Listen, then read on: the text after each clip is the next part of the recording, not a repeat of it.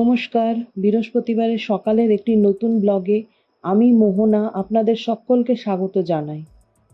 এই বৃহস্পতিবারের সবথেকে বড় কাজ হলো লক্ষ্মী পুজো। তার উপর এই বৃহস্পতিবারেই আমাদের বাড়ির সামনে আবার একটা হাট বসে। তো ওই জন্য বৃহস্পতিবারে বাজারেও যাওয়ার থাকে সবজি কিনবার জন্য। তাই ভাবলাম যে আগে সকাল সকাল উঠে পুজোটা সেরে নিই। কেন কি এই পুজো আর রান্না দুটো ভীষণ বড় কাজ। আমি অনেক সময় দেখেছি কি পুজো করে আমি হয়তো বাজার চলে গেছি, কিন্তু সে ফিরে আসতে আসতে এতটাই দেরি হয়ে যায়, তারপরে আর রান্না করার ইচ্ছেও থাকে না। নাকি ওই গরমে গোটায় বাজার ঘুরে ঘুরে বাজার করার পর এমনিই ক্লান্তি চলে আসে। তারপরে আবার বাজার থেকে নিয়ে আসা শাক সবজি সেগুলো সব ধুয়ে রাখো, সব গুছিয়ে রাখো, এই সমস্ত করতে করতে অনেকটা দেরি হয়ে যায়। তাই আমি ভাবি যে রান্নাটা করেই যাই, তাতে যতটাই দেরি হোক না কেন কমসে কম এসে পরে দুটো রান্না ভাত তো খেতে পাবো। তাই আজ সকাল সকাল স্নান সেরেই আগে চলে এসেছি পুজোর ঘরে, পুজোটা সেরে নেবার জন্য।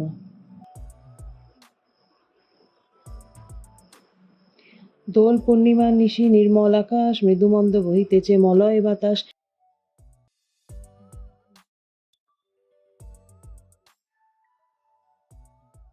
ভক্তি ভরে যেই জন পাঠ করে ইহা, সংসারে থাকে না দুঃখ শান্তি পায় মনে, ধনে পুত্রে সেই জন বাড়ে দিনে দিনে। নারায়ণ পাশে লক্ষ্মী সম্মুখে বলিল, অষ্টোত্তর শতনাম সমাপ্ত হইল।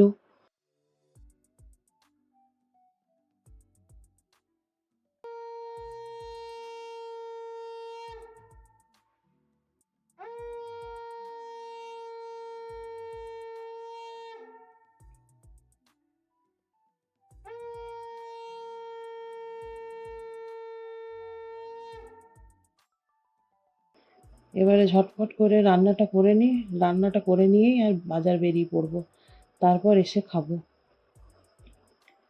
আজকে বাজার যাওয়ার আছে বলে আর ঝোল ঝালের দিকে না গিয়ে ভাবলাম তাড়াতাড়ি ঝটপট কিছু ভাজাভুজি করে নিই, কারণ ভাজাভুজিতে একমাত্র দেখেছি জলদি জলদি রান্নাটাও হয়ে যায়। আর নইলে ঝোল ঝাল করতে গেলে তার এই মশলা পিসো রে, ওই মশলা বাটো রে, এই মশলা বানাও, তারপরে সবজি কষো, অনেক সময় চলে যায় ওতে। এই ভাজাটাই দেখেছি একমাত্র তাড়াতাড়ি হয়ে যায়। তাই আজকে ডাল আর ভাজা ভাত সব বানিয়েই যাব, এসে পরে শুধু খাবার আগে গরম গরম ডিম ভাজবো আর খেতে বসে যাব। তার উপরে আবার দেখছি সকাল থেকে আবার আকাশটাও মেঘ ভর্তি। অন্যদিন সপ্তাহে বৃষ্টি হচ্ছে না, কিন্তু এই ঠিক বৃহস্পতিবার বৃষ্টিটা শুরু হচ্ছে। আগের বৃহস্পতিবারেও গেলাম বাজার করতে, সেখান থেকে কাক ভেজা হয়ে একদম ফিরলাম, একেবারে ভিজে স্নান করে আগের বৃহস্পতিবার ফিরলাম বাজার করতে গিয়ে। বাজার করা তো মাথায় উঠলো, কিছু ফল টল নিয়েই আর রিটার্ন আসতে হলো। সবজিপাতি একটু ঘুরে দেখবো নেবো, কিচ্ছু হলো না, এমন বৃষ্টি শুরু হলো, মানে সেই সবজিপাতি জলে ভেসে যাওয়ার মতন অবস্থা। যখন দরকার, যেদিন কোনো কাজ থাকে না ঘরে থাকি, সেদিন বৃষ্টি হচ্ছে না, ঠিক যেই মুহূর্তেই যাব বাজার করতে, এটা এখন একটা নতুন সৃষ্টি হয়েছে দেখছি আজ 2-3 সপ্তাহ ধরে। ঠিক বৃহস্পতিবার হলেই বৃষ্টি শুরু হয়ে যাচ্ছে।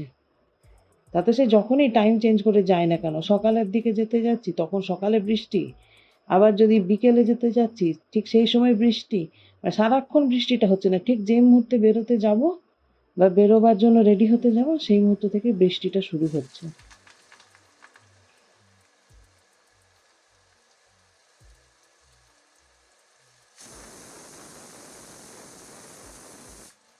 দেখুন কি অবস্থাটা হলো। বলছি না, মানে ভগবানের সাথে মনে হয় কোনো টেলিপ্যাথি হয়ে গেছে। ঠিক যেই মুহূর্তে বেরোতে যাব সেই মুহূর্তেই বৃষ্টিটি শুরু। তাই এখন ভাবছি, চলুন এই বৃষ্টি মাথায় নিয়ে তো আর যাওয়া যাবে না ওই কাদার মধ্যে, কোথায় আবার পড়বো গাড়ি টাড়ি স্কিড করে নিয়ে। তার থেকে থাক, ডিমটা ভেজে নিই, খেয়ে নিই। ভালোই হলো আজকে খাওয়াটাও হয়ে গেল বাজার করতে যাওয়ার আগে। তবে খেয়ে পরেই তাড়াতাড়ি বাজার যাওয়া, এটা বাঙালিদের পক্ষে একটু অসুবিধাই বটে, কিন্তু কিছু করার নেই, ওই যে জসমিন দেশে জদাচার।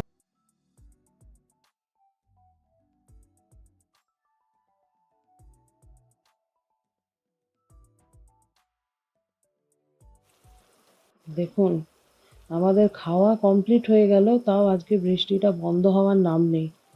আর এইটাই এখনই অন্য দিন হতো, তো যদি ভাবতাম একটু আজকে বৃষ্টি হোক বৃষ্টি হোক বৃষ্টি হোক কি গরম, তখন কিন্তু হতো না। আজকের এই ওয়েদারটা দেখে ঠিক আমাদের স্কুল দিনের কথা মনে পড়ে যাচ্ছে। সারা দিন বৃষ্টি হচ্ছে, সারা রাত বৃষ্টি হচ্ছে, ঠিক যেই মুহূর্তে আমরা স্কুল যাব তার 1 ঘন্টা আগে বৃষ্টিটি বন্ধ হয়ে গেল। ব্যাস, আর রেনি ডে পাওয়া হলো না। তারপর আবার যদি ভাবতাম যে টিফিন পিরিয়ডেও যদি বৃষ্টি হয় তাহলে হয়তো স্কুলে রেনি ডে দেবে। ও বাবা, ঠিক যে সময় রেনি ডে দেওয়ার উপযুক্ত সময় সেই সময় বৃষ্টিটি বন্ধ হয়ে যেত। তাও যদিও রেনি ডে আমরা পেয়েছি, এমন নয় যে রেনি ডে পাইনি।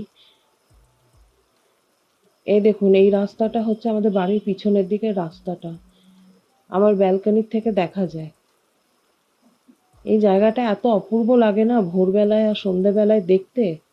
আর তার উপরে তো যদি বৃষ্টি হয় তাহলে তো এর সৌন্দর্যটাই চেঞ্জ হয়ে যায়। চলুন, যখন বাজার যাওয়া হলো না, দাঁড়িয়ে দাঁড়িয়ে এই বৃষ্টিকেই উপভোগ করি। কমসে কম কিছু তো একটা জিনিস ভালো হোক। দেখলেন, বৃষ্টিটা ছাড়লো তো ছাড়লো ঠিক রাত্রিবেলা 8টা সাড়ে 8টার সময়। এই সময় বলুন বাজারে এসে আর কি পাবো। কিন্তু তাও সারা সপ্তাহের রান্নার ব্যাপার, দেখি যদি কিছু সবজি পাই তো। যদি এখানে কিছু সবজি পাই তো ভালো, আর না হলে পাড়ার দোকান তো আছেই, পাড়ার দোকান জিন্দাবাদ। তবে এখানে সকাল সকাল এসে একটু সবজিটা নিতে পারলে ভালোই হয়, সবজিগুলো সেই সময় অনেক ফ্রেশ থাকে। আর যত বেলা বাড়তে থাকে রোদের তাপে সবজিগুলো কেমন যেন একটা ঝিমিয়ে পড়ে। বিশেষ করে শাক পাতাগুলো তার নেওয়াই যায় না, কেমন একদম পুরো নেতিয়ে নিস্তেজ হয়ে পড়ে থাকে।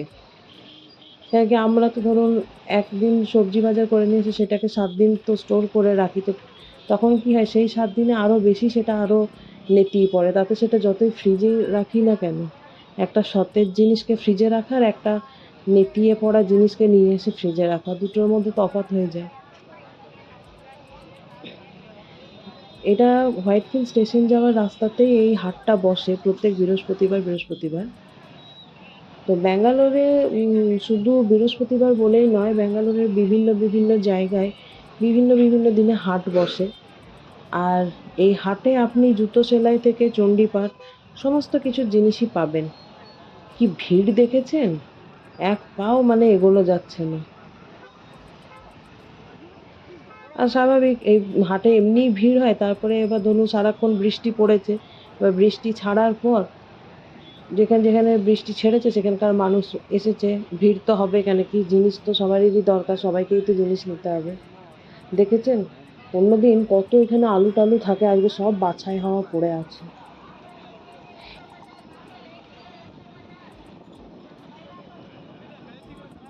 তবে যেখানে যখনই যেরকমই হাট বসুক না কেন, আমাদের ছোটোবেলাকার হাট কিন্তু অন্যরকমই ছিল। আর আমাদের ছোটোবেলাকার হাট কিন্তু বৃহস্পতিবার বা সপ্তাহের অন্য কোনো দিনে বসতো না। আমাদের হাটবার ছিল, হাট বসেছে শুক্রবারে বকশীগঞ্জে পদ্মা পারে।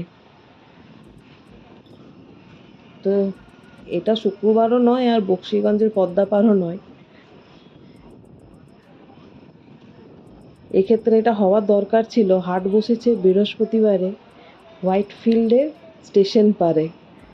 অনেক কিছুরই মিল আছে সেই কবিতার সঙ্গে এইখানের হাটে, কিছু কিছু অমিল ছাড়া। সেই দিনের সে হাটে ছিল কুমোর পাড়ার গরুর গাড়ি, বোঝাই করা কলসি হাড়ি, গাড়ি চালায় বংশী বদন, সঙ্গে যে যায় ভাগ্নে মদন। জিনিসপত্র জুটিয়ে এনে গ্রামের মানুষ বেচে কেনে, উচ্ছে বেগুন পটল মূলো, বেতের বোনা ধামা কুলো। তো এই হাটেও সব কিছুই পাওয়া যায়, কুমোরপাড়ার গরুর গাড়ি বাদে। এখানেও আপনি কলসি হাঁড়ির থেকে নিয়ে সমস্ত কিছুই পাবেন। এখানেও গ্রামের মানুষই আসে ঠিক ওই হাটের মতনই জিনিসপত্র বেচতে। আর এখানেও কিন্তু শহরের অন্যান্য জায়গার অন্যান্য দোকানের থেকে এই সব হাটগুলোতে কিন্তু আপনি উচ্ছে বেগুন পটল মূলো বা শীতের ব্যাপার নকশা কাটা যাই নেবেন না কেন সবই কিন্তু অনেকটাই সস্তাতেই পাওয়া যায়। অনেক মানে প্রায় ধরে রাখুন প্রত্যেকটা জিনিসে 50 থেকে 60 টাকা কি তারও বেশি ডিফারেন্স থাকে। অন্যান্য দোকান বাজারের থেকে এই হাটগুলো অনেক সস্তা হয়, সেই জন্য মানুষের ভিড়ও এই হাটগুলোতে অনেকটাই বেশি হয়। তা আমাদের দেরি করে আসার জন্য তো আজকে আর বিশেষ কিছু পেলাম না। ওই খানিক লেবু, আলু আর পেঁয়াজ নিয়ে রিটার্ন যেতে হচ্ছে, আর বাকি সবজি তখন ওই পাড়ার দোকান থেকেই নেব। আর কি যা সবজি পড়ে আছে সবই বাছাই হয়ে গেছে, আর নইলে সবই গরমে আর নেতিয়ে তো পড়েছে, তার সঙ্গে আজ আবার বৃষ্টি হয়েছে, সেই বৃষ্টির জলও মানে একদম ভিজে কেমন স্যাঁতস্যাঁতে মতন হয়ে গেছে সবজিগুলো।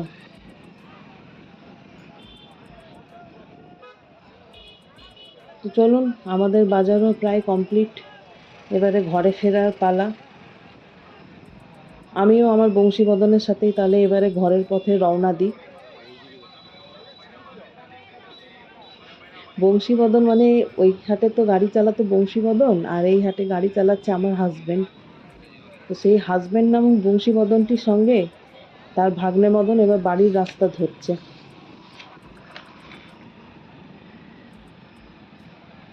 আমার এই দৈনন্দিন জীবনযাত্রার ব্লগ যদি আপনাদের ভালো লেগে থাকে তবে আমার চ্যানেলটিকে সাবস্ক্রাইব করে দেবেন, আর একটা লাইক, কমেন্ট, শেয়ার নিশ্চয়ই করবেন। দেখা হবে পরের একটি নতুন দিনে, পরের একটি নতুন ব্লগের সাথে। ততক্ষণ ভালো থাকবেন, সুস্থ থাকবেন।